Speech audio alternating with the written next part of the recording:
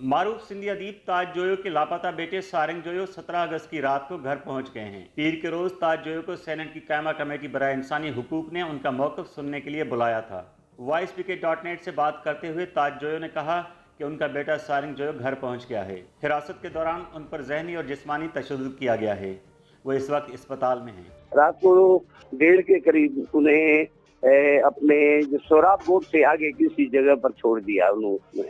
उसके जब उनको उठाया तो 1500 उनके जेब में थे, तो उसको 3000 करके दे दिया। ये जो हमारे गांव में होता है ना, वो औरतें आती हैं तो सोना दे दो, पैसे दे दो, डबल कर दूं, तो मैं समझा उसके रवायत पर उन्होंने अमल किया। तो फिर मेरा बेटा घर पहुंच गया टैक्सी करके, और उस पर ज़हनी टार्चर बहुत किया गया है, जिस्मानी टार्चर भी किया गया है। उसकी एक उंगली उसमें फ्रैक्चर है। ताज जोयो ने बताया कि ये सिर्फ उनके बेटे का मसला नहीं है, वो सिंध से लापता तमाम अफराद की बाजियाबी चाहते हैं। उन्होंने मिसिंग पर्सन की फहरिस्त कमेटी को पेश कर दी है और सेनेट की कायमा कमेटी ने IG सिंध को हिदायत की है कि वो लापता अफराद की बाजियाबी यकीनी बनाएं।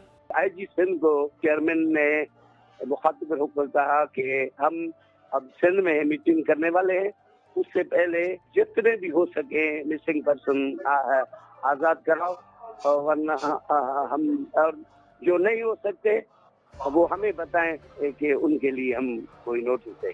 सारंग जोयो जेबिस्ट कराची में रिसर्च एसोसिएट हैं। वो मिसिंग पर्सन्स की बाजियाबी के लिए सरगर्म थे।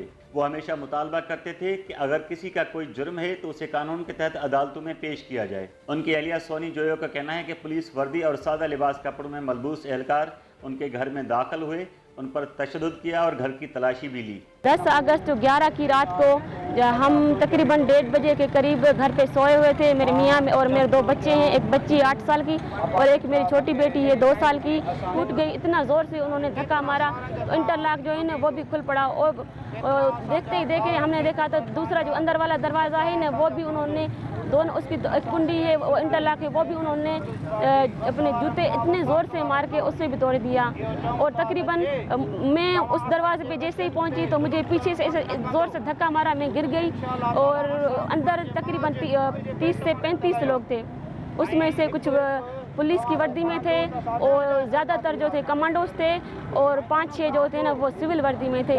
जो उनको नकाब ओढ़ा हुआ था ना, उसका पूरा मुंह ढका हुआ था, और वो मेरे मियाँ को पकड़ के एक साथ एक जगह खड़े हो गए और पूरी घर की तलाशी लेने शुरू की। Human rights commission of Pakistan Sindh chapter के वाइस चेयरमैन असद इकबाल भट्ट का कहना है कि लोगों को उठाकर गायब करना रियासत पाकिस्तान और आलमी कवानीन की नफ़ी है। जिम्मेदार जो हैं हमारी एजेंसीज हैं, उनके पास तहकीक के लिए कुछ साइंटिफिक तरीक़ाकार नहीं है।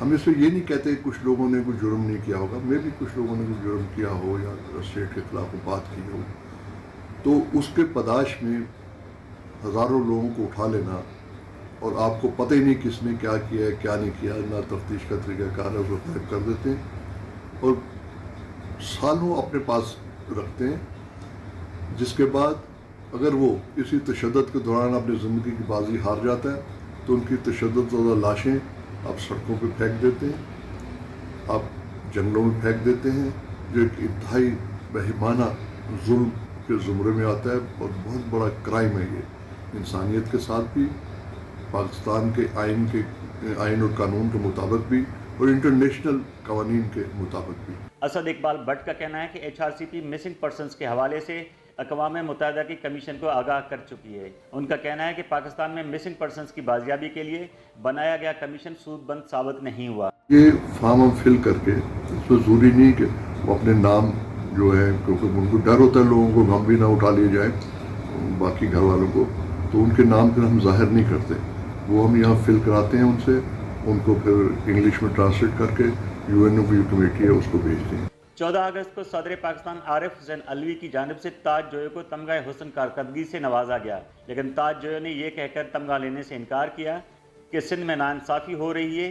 11 अगस्त को उनका बेटा ज़बरदस्ती उठा लिया जाता है और 2 रोज़ बाद उन्हें तमगा हुस्न कारकर्दगी से नवाजा जाता है। वो ऐसा अवार्ड नहीं लेंगे। सारंग जो है तो 6 रोज़ के बाद अपने घर वापस आ गए हैं, लेकिन दीगर मिसिंग पर्सन्स की बाजियाबी के लिए कराची प्रेस क्लब के बाहर एहतजाज जारी है। शौकत क़ुराई, voicepicket.net, कराची।